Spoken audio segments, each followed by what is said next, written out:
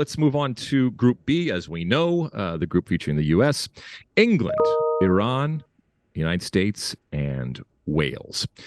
We're not going to go over a whole lot when it comes to the U.S. because we have done individual shows. You can go back and check out our roster drop special where we did a whole deep dive into what is going on with this team. And if you've listened to any length of time to the podcast, you will know the things that we talk about. Well, let's start with England. Our friends England, who, while I love to tweak them, and don't think for a second it wouldn't warm the cockles of my heart to see England lose to anybody, but especially to the U.S. This is still an elite team. This is still in the middle of a very talented generation. Having said that, I think we are also looking at a situation right now where that same old cynicism and criticism and worry and angst has crept back into the English fan base as to whether Gareth Southgate has run out of ideas, whether he's too dogmatic in terms of what he does, and ultimately if he is the best person to get the most out of this undeniably talented group right now. Is that a good synopsis, you think, of England right now? Yeah, the thing that Southgate backers bring up is he's been very good in major tournaments. Took them to the semifinals of the last World Cup and the final of the last Euro. So they're hoping that he can sort of recapture that magic. But obviously the Nations League we just covered was a disaster. So yeah, there are some question marks, particularly at the back with Harry Maguire and Stones and Eric Dyer. I think they'll probably play with three at the back, with Kyle Walker, if he's fit, being part of that back three. Be interesting to see how he utilizes Alexander-Arnold, who did end up being in the squad, and we know how good he can be going forward, but also a liability the other way. So, yeah, the talent's there. You just got to find the right combinations. I do want to mention a couple of things. Tomori not being called up, again, just reflects the Premier League goggles that everybody in England exhibits, that a player who's playing regularly for AC Milan and playing as well as he has been couldn't find his way into the squad. And I also want to highlight Jadon Sancho, who is a player I was his biggest fan. We covered him in the Bundesliga. I thought at one point he was in the Mbappe bracket as far as best young players coming up. And it's just been a remarkable fall from grace, and it culminated with him not even being in this 26-player squad. So, yeah, I mean, that was pretty shocking. But, I mean, shocking given what I once thought of him, but not that surprising at the time because of the way his career's gone since joining Manchester United. Yeah. But look, I don't think either one of us are crying for England in terms of the talent that they are bringing and the talent that they have. However, if Harry Kane were to get hurt, and I don't want anybody to get hurt, like I said, I want the best players there. It does get a little dicey when it comes to that. And a guy like Maguire and these types of players, while the American soccer fan base out there is concerned about someone like Aaron Long starting, given his propensity to make mistakes and just the lack of confidence that people have, especially of late watching him. The Maguire thing is the same. And while there are teams that are going to play the U.S. that would love nothing more than for Aaron Long to start, I think from us on the other side, we're looking at, hey, there's a vulnerability when it comes to Maguire. But be careful, because this is also a team that has been very, very good at set pieces, and they could come back to haunt us. Although this is not a team that we've found has really gone for the jugular.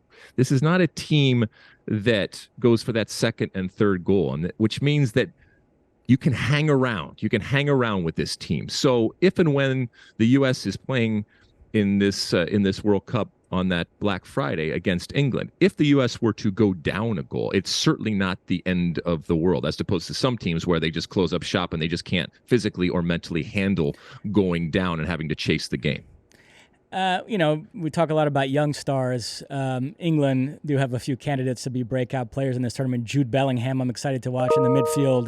Guys like Bukayo Saka and Phil Foden. So, yeah, I mean, the talent is there. I'm still a big Marcus Rashford fan. He might be a little too old at this point to count as a breakout player, but I still think he can be a real impact guy there. So, yeah, I mean, like I said, the talent is there for sure. The most talented team in this group. All right. Speaking of talent, like we said, we're gonna hold off on the U.S. But England is going to play their first game against Iran. Now, this is a team in in flux to a certain extent when it comes to Iran for a number of different reasons. We know that they fired the coach and they brought back Carlos Queiroz, and that in and of itself is a familiarity and I guess a comfort level, at least for the federation. We'll see when it comes to the teams. They are also dealing with a whole lot of off-field stuff that is going on right now. Sardar Azmoun, the potential striker, number 9, right now, both coming off of an injury, and maybe more problematic is now, I guess, in trouble, if you will, with the federation and with the country, ultimately, for some of his comments relative to some of the human rights abuses that are going on in his in country. So well done for him in terms of speaking out and drawing attention to this, but the cost when you play for a team like Iran and and from a country like Iran is potentially being left off going forward from the team. Not for anything that you did in terms of a soccer perspective, not for anything that you're experiencing from a physical perspective, but the things that you do and say that in this case, your country would look down on. So that's a lot of off-field stuff that is going on, but don't think for a second that that doesn't inform what is going on the field.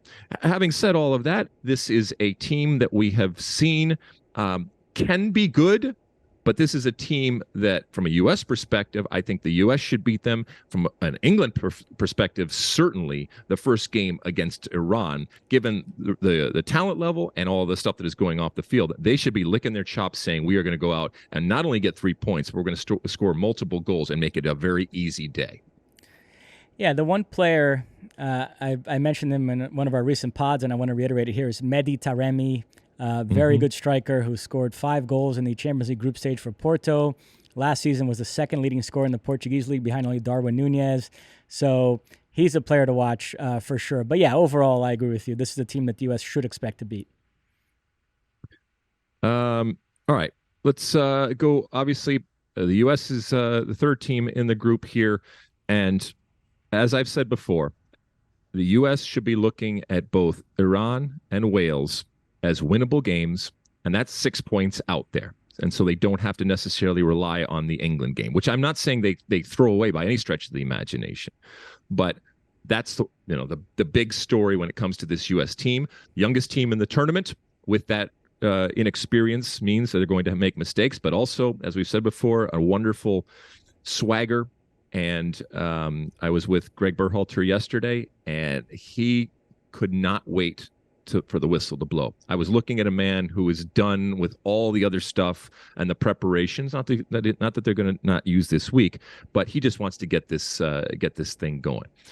Let's go to Wales, shall we, Mossy? Here, this would be the third game for the U.S. This is a Wales team, as we know, that is coming back after decades and decades of being away. And while the tendency is to look at them as just being happy to be there, I think that's a dangerous way to approach it. But from my perspective, they're just happy to be here. And they are just excited to be back at the World Cup. It is going to be a celebration. This is not the best Wales team that we have ever seen. This is certainly not an unbeatable Wales team when it comes to a U.S. perspective. They have players that we will know, whether it's a Bale or a Ramsey.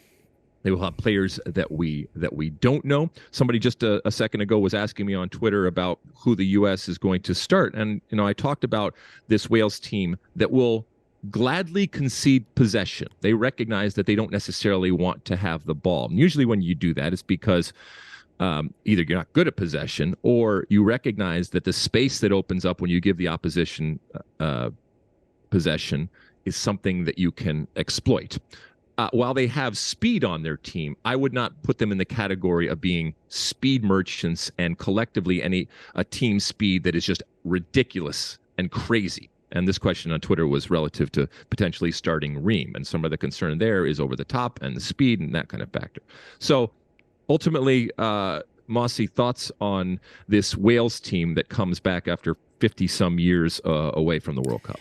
Well, it's actually 64 years. Their last appearance 64, was there we go. 1958. They went out in the quarterfinals to eventual champions Brazil. 1-0 Brazil win. The goal scored by Pele, his first career World Cup goal. So when Wales concede a goal in this World Cup, it'll be whoever scores it will be the first player to score a World Cup goal against Wales since Pele in 1958. How about that for a little historical nugget? Wow. I mean, what a surprise that you worked something Brazil into it. Perfect. But yeah, I mean, you said it. I don't think this is a overly impressive team. Brennan Johnson is a player I like up front. So yes, I'll have to be careful with him. But I mean, a lot of this, the same way we talked about Senegal and Sadio Mane, a lot of this comes down to Gareth Bale, who did remind us again in MLS Cup. He does have a flair for the dramatic. And we all kind of think that he's been saving himself for this World Cup. And so that would be my only concern from a U.S. perspective. Wales do have a player who is capable of winning the match on his own. So yeah, I mean, that's what I have for them. Yeah, and they have, different looks that they can throw at the U.S. The Kiefer Moore, the 6'5" striker, so that can cause challenges for any team, including the U.S. But as I said before, this should be a team that the U.S. looks to beat. All right, can the U.S. be beaten by Wales? Absolutely. Absolutely. Nobody's at this tournament just to make up the numbers. Nobody is at this tournament that is not there because they don't have any quality. This is a quality team. But relative to other teams, and by the way, other teams that the U.S. has faced in group stage at previous tournaments, this is a much more winnable game than other teams that the U.S. has faced in the group stage. You like that clip? Well, my State of the Union podcast drops every week. Subscribe now on Apple Podcasts, Spotify, or wherever you get your podcasts. You like that clip? Well, my State of the Union podcast drops twice a week right here on my very own YouTube page. The only way to stay up to date is to hit that subscribe button down below. Size the day, and see you soon.